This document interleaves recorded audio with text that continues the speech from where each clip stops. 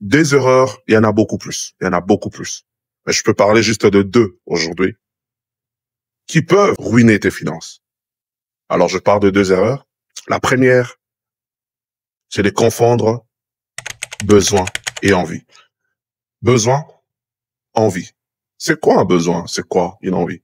Besoin, c'est quelque chose que tu dois absolument faire. Si tu ne le fais pas, tu mourras. Une définition simple. Mais un désir, une envie, c'est quelque chose que tu peux faire, mais si tu ne le fais pas, personne ne mourra. OK? Donc, je prends un exemple. Pour le domaine de finance, par exemple, ou d'abord dans la vraie vie. Un besoin, c'est comme prendre de l'eau. Même pour ceux qui jeûnent et prient pendant autant d'années, autant de mois, autant de jours, à un moment ou à un autre, ils auront besoin de prendre de l'eau. Parce que l'homme ne prend pas l'eau juste pour prendre, parce que c'est vital pour lui. Ça, c'est un.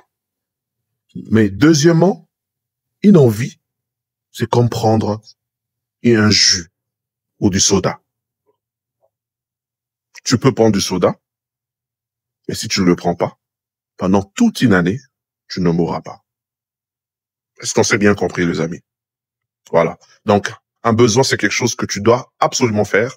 Et si tu le fais pas, tu es dans de sérieux problèmes. Mais une envie, tu peux comme ne pas le faire, ça dérange pas. Alors, par rapport à l'argent, par rapport à tes finances, est-ce que tu sais faire la différence entre un besoin et une envie? Payer, par exemple, le loyer pour ceux qui sont encore locataires, c'est un besoin, c'est pas une envie. Mais aller au restaurant chaque dimanche et manger, c'est une envie.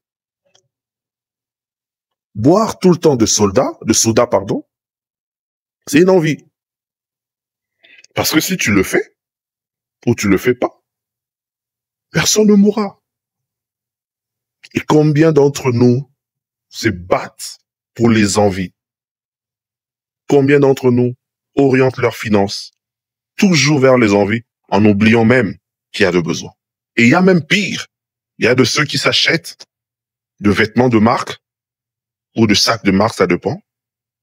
Et après, ils se posent la question, comment je vais faire pour payer le minerval des enfants? Comment je vais faire pour payer le frais, je ne sais pas moi, pour ma maison? Ou payer le plombier parce que voilà, il y a eu un problème dans la salle de bain. Ou même, ne pas payer le bailleur et je me retrouve dans des difficultés énormes. Pourquoi? Parce qu'on a confondu simplement envie et besoin. Deuxième erreur, c'est tomber dans le piège des achats impulsifs. C'est quoi un achat impulsif? Un achat impulsif, beaucoup d'entre nous se retrouvent dans cette situation. Je le sais, je l'avoue. Mais c'est un piège. Où tu passes dans un endroit, tu n'avais pas calculé. Et tout d'un coup, tu arrives, tout d'un coup, tu as envie d'acheter, et tout d'un coup, tu achètes, et tout d'un coup, ta poche reste vide. Et quand tu arrives à la maison, tu te dis, mais j'avais quelque chose en poche? Non, non, non, non. C'est déjà parti. Ou dans les achats impulsifs. Ça, c'est un problème qui nous touche.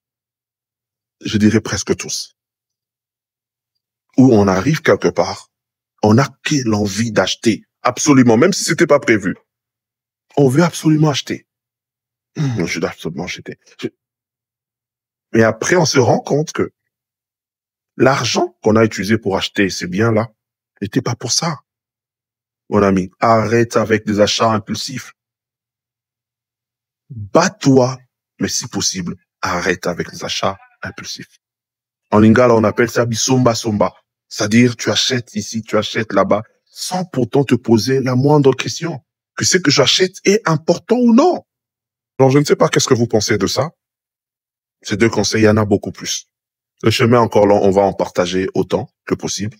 Mais aujourd'hui, par rapport à ces deux conseils, qu'est-ce que vous pensez de ça? Laissez-nous un commentaire, ça nous fait toujours du bien.